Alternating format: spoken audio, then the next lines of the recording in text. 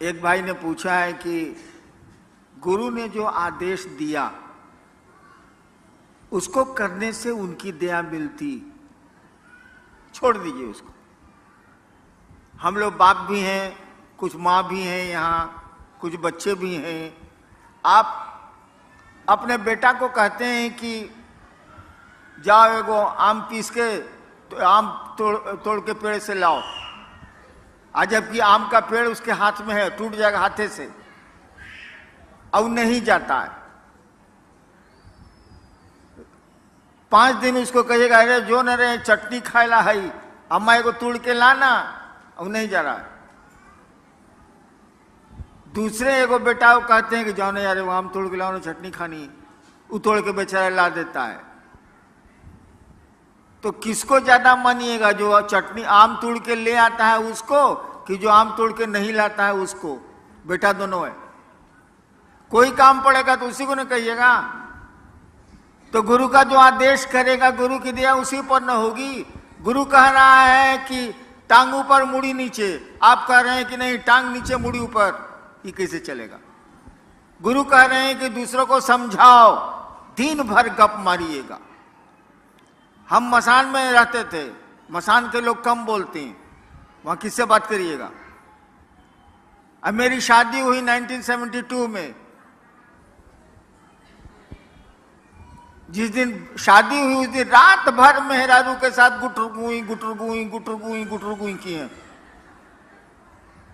दिन भर रात भर बकर बकर करते हैं। आ कहा गया कि जरा महादेव के बारे में गप करिए, तो हो ही नहीं रहा है। ये बदमाशी नहीं चलेगा ना, कैसे चलेगा? गुरु आदेशित कर्म करिए, किसी के भी आदेश पर काम करिएगा। एक सुन लीजिए, एगो किरानी को हम बदल दिया पटना से सहरसा, एक किरानी का तबादला कर दिया पटना से सहरसा। आया, आते आते गोड़ धर लिया मेरा ऑफिस में कि सर मेरा परिवार पटना में रहता है, उसको हमको सर छोड़ दीजिए सर, हम पटना में रहना चाहते हैं। हम 2 रुपया पॉकेट से निकाला उसको दिया कि जाओ सामने पान की दुकान है सचिवालय के बाहर, पान ले आवे वो। अब वो कहे कि जीना जब तक मेरी बदली रोकिएगा नहीं हम कुछ छोड़बे नहीं करेंगे आपका गोड़। हम कहे रे 2 रुपया ले आ, पान ले आ। नहीं लाया वो, मेरा गोड़ नहीं छोड़ा। 6 साल तक उसको सहरसे में रहना पड़ा, पटना वापस नहीं हुआ। साला मेरा आदेश है पान लाने के लिए, तो साला मेरा गोड़ धरे हुए। ठीक है,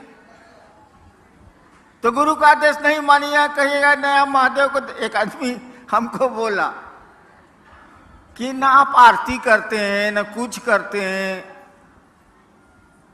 हम कहे बाबू सुनो, बाप जब घर में आता है तो बेटवा आरती करता है कि बाबूजी जय जगदीश हरे, ओम जय जगदीश हरे। नहीं ना बाबूजी को करता है, माई को करता है ना, कहाँ करता?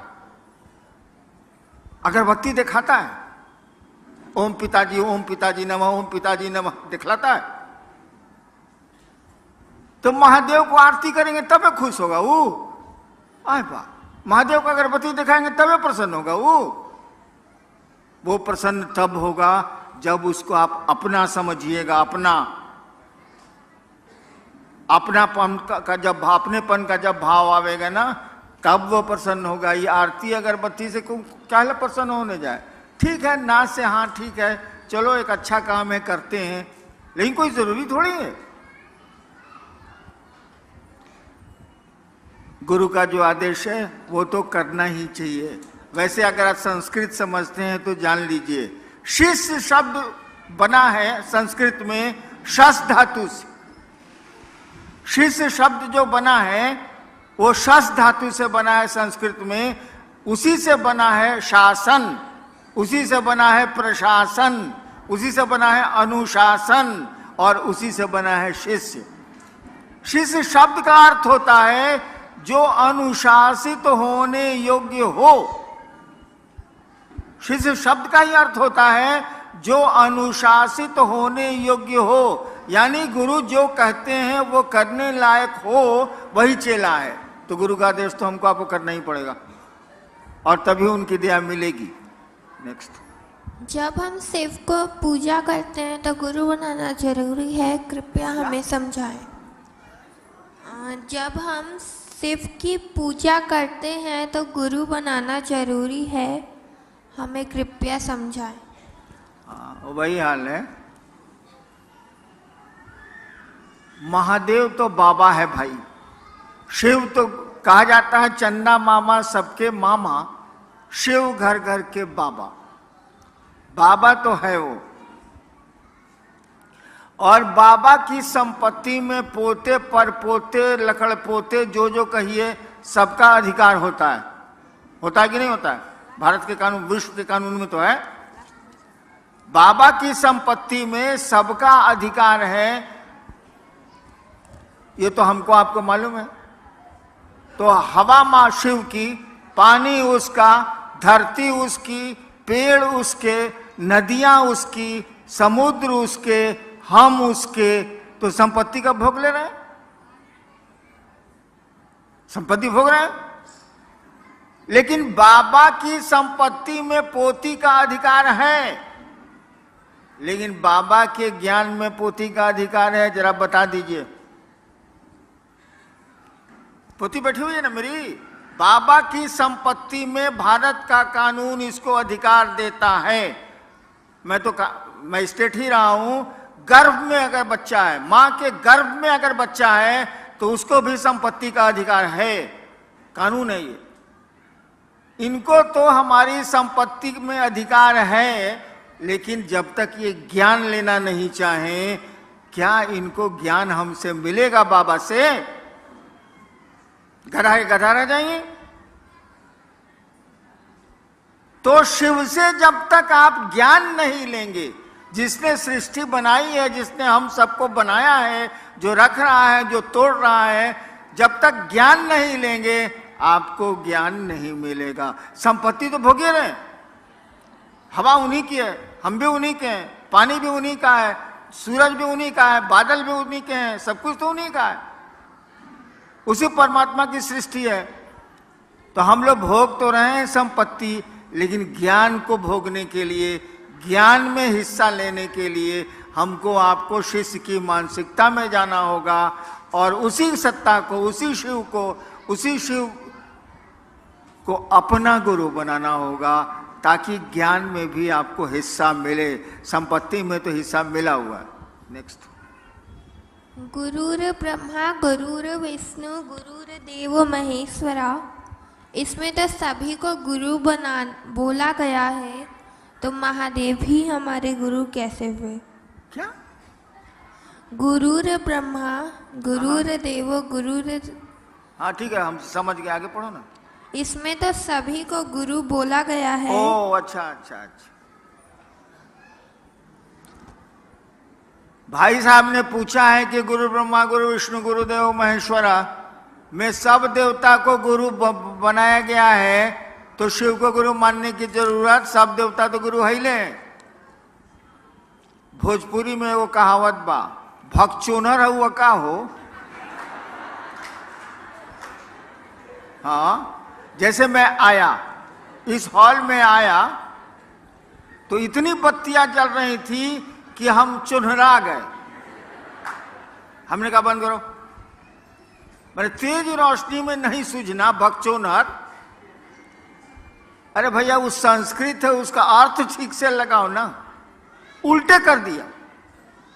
गुरुर ब्रह्मा यानी गुरु ब्रह्मा है। साला संस्कृत में इसको 0 आया होगा परीक्षा में। गुरुर ब्रह्मा, गुरु ब्रह्मा है। ब्रह्मा माने सृष्टि की को उत्पन्न करने वाली शक्ति, जिसको ब्रह्माणी शक्ति कहते हैं, उसके धारक देवता को ब्रह्मा कहते हैं। यानी गुरु के पास वो पावर है, वो शक्ति है, जिससे वो सृष्टि की उत्पत्ति ईश्वर जो करते हैं वो गुरु के पास भी है। गुरु विष्णु यानी गुरु विष्णु हैं, वैष्णवी शक्ति जिससे पालन पोषण संसार का होता है, उसके देवता विष्णु कहे जाते हैं। गुरु के पास यह भी पावर है जो विष्णु के पास है। गुरु देवो महेश्वरा, वो जो ईश्वर हैं, जो महेश हैं, चीफ कंट्रोलर हैं, महेश का मानी होता है नियंत्रक, वो भी गुरु को पावर है। यानी नहीं रहेगा तो आज जीव को कैसे उसे बनाएंगे। इसीलिए कहा जाता है गुरु ब्रह्मा है, गुरु विष्णु है, गुरु महेश्वर है, गुरु साक्षात परमात्मा है। भाई तो पूरा ट्रांसलेशन है कि उल्टी दहलोस, सीधा उसका अर्थ यही होता है, उल्टा अर्थ मत लगाइए। संस्कृत है और ये तमिलनाडु में तो संस्कृत मूल भाषा है, किसी से पूछ लीजिए। शिव शिष्य बगिया का फूल तो नहीं बन सका, लेकिन आपसे प्रार्थना है कि आप अपने चरणों के धूल तो कम से कम बना लीजिए। अच्छा, एक भाई ने कहा है कि शिव शिष्यता की बगिया का फूल तो मैं नहीं बन सका, आप अपने चरणों की धूल हमको बना लीजिए।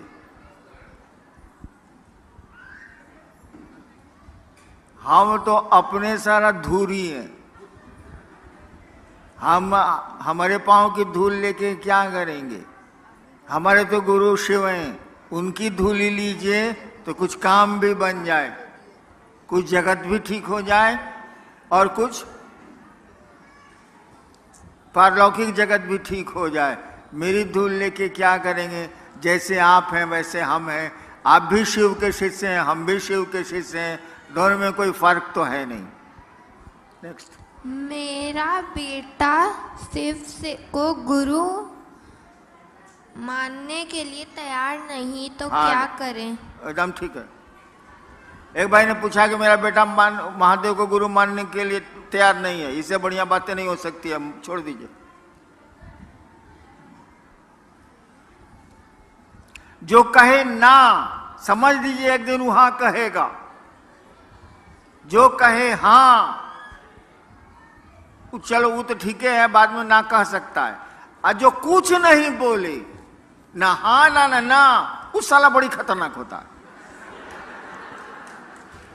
जो ना कह दिया वो एक दिन हाँ कहबे करेगा, जाएगा कहाँ वो। तो बेटवा नहीं मान रहा है तो मानेगा एक दिन जरूर। अगर बेटवा कुछ नहीं बोलता है, चुप, तो समझ लीजिए सारी डेंजरस, कुछ नहीं करेगा ये। चलिए, शिव गुरु हैं ये समझते हुए भी मन अपना समझता नहीं है, लेकिन मैं अपना समझने के लिए करने की किसी को ज़रूरत नहीं है। मन समझने के लिए क्या करें। वही 3 सूत्र। आपका मन समझे कि शिव मेरे गुरु हैं, 3 सूत्र ही करने होंगे आपको। और मूलतः महादेव से दया मांगनी होगी। आप लोग तो नमः शिवाय करते नहीं होंगे, कोई करता है नमः शिवाय? कोई आदमी नमः शिवाय करता है? हाथ उठाओ तो। अरे साला सब झूठ बोलता है।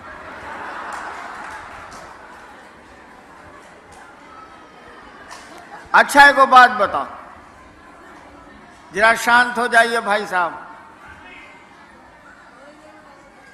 सांस जब भीतर आती है, हर एक आदमी की सांस आती है, सांस जब भीतर आती है तो नमः आया। अपनी गति में, आपको तेज कम नहीं करना है, जैसे सांस चल रही है उसी गति में। सांस जब भीतर आई तो नमः आया, सांस जब बाहर गई तो शिवाय गया। इसको रोज कौन कौन 2 बार करता है, 1 बार करता है? कौन करता है? सब करवे करता है। अच्छा गिराइए, धन्यवाद भाई, करते हैं तो। सांस प्रश्वास पर नमः शिवाय करते हुए महादेव को याद करिए। आप 2 मिनट से ज्यादा नहीं टिकिएगा, बाजार में मन चला जाएगा, इधर उधर मन चला जाएगा। नमः शिवाय को आपको टुकड़े टुकड़े में करना है सांस पर। 1 बार किया, 5 बार, 11 बार से ज्यादा मत करिए। फिर 2 घंटा के बाद 2 बार कर लिया, फिर 3 घंटा के बाद एक बार कर लिया, ऐसे ऐसे करके उसको टुकड़े टुकड़े में सांस पर ऐसे ऐसे सांस मत खींचिएगा प्राणायाम की तरह, जैसे सांस चलती है उसी तरह से नमः आया शिवाय गया, उल्टा भी मत करिएगा। नमः ही भीतर जाएगा, शिवाय ही बाहर जाएगा, उल्टा मत करिएगा। इसको करिए, करना चाहिए आपको। सोने के पहले जरूर करिए, जागने पर कोशिश करिए कि हो जाए। होता तो नहीं है, साली चाय याद आती है, चाय शिव तो याद आते नहीं है, लेकिन जब भी जहां भी मौका मिले इसको करिए। चलो। मैं अपने गुरु महादेव के साथ साथ साहब श्री से विनती करता हूँ कि एक बार सेलम तमिलनाडु की धरती पर अपना पैर रखते ताकि मेरे गुरु महादेव का 3 सूत्र तेजी से हो जाए। इसके लिए मैं साहब श्री से दया मांगता हूँ। सेलम आने के लिए मुझको निमंत्रण दिया जा रहा है। हमको समझ में नहीं आता है कि साला हम 70 साल के हो गए, इस ससुरा सब हम ही को बोलाता है, अपने नहीं आता है। गजब हाल है। वैसे मौका मिलेगा तो मैं जाऊंगा, लेकिन क्या मौका मिलेगा यार। पुरान गाड़ी, हॉर्न बजता नहीं है, गाड़ी को चलाना पड़ता है, गाड़ी चलती है तबे कहती है हट न तो छिप देव, हट न तो छिप देव, हट न तो छिप देव। कहा करें यार। वैसे आएंगे। नेक्स्ट। मेरे तरफ से साहब श्री को जन्मदिन की बहुत सारी बधाइयाँ। आप बहुत लंबे समय तक हमारे बीच चमकते रहे, ज्ञान की रोशनी की तरह। शिव गुरु से यही मेरी कामना है। ठीक है, समझ गया समझ गया समझ गया। किसी भाई ने मुझको जन्मदिन की बधाई दी। आप एक बात जान लीजिए कि जब मैं पैदा हुआ था वो बहुत घनी अंधेरी रात थी। सुबह पैदा हुआ और रात में दिवाली मनाई गई थी। दिवाली के दिन मेरी पैदाइश। रोशनी तो जल गई शाम में मेरे पैदा होने के बाद, लेकिन मैं अंधेरे में पैदा हुआ था। दिन का समय था, 8 बज रहा था सुबह का, लेकिन रात बड़ी काली थी। मेरी जिंदगी भी काली है, खुशियां नहीं है मेरी जिंदगी में, लेकिन सोचता हूं कि आपकी जिंदगी में खुशियां आ जाएं तो मेरी जिंदगी भी खुशहाल हो जाए। मैं अपने जन्मदिन से कभी प्रसन्न नहीं हूं, न होऊंगा।